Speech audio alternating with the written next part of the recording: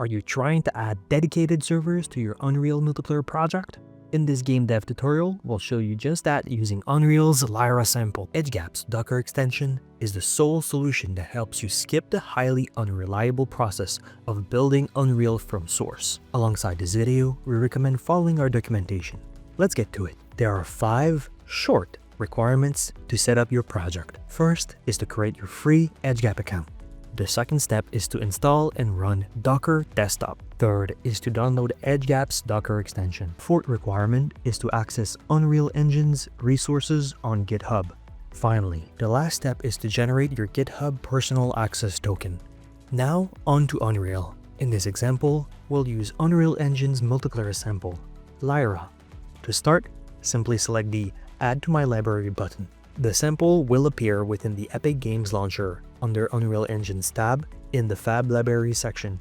Simply select Create a Project for Lyra or open your own personal project if that's what you're using. Here, we'll choose a project name and location on the computer.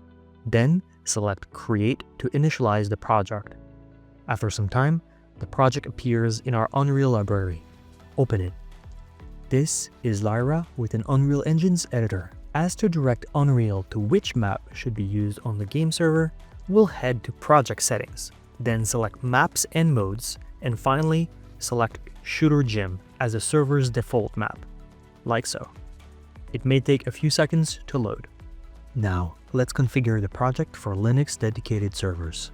First, open Edgegap's Docker extension for game servers. Input your project's name and the Edgegap token. If you don't have one from your account, select Get Quick Start Token, which opens your browser to Edgegap's dashboard if you're logged in.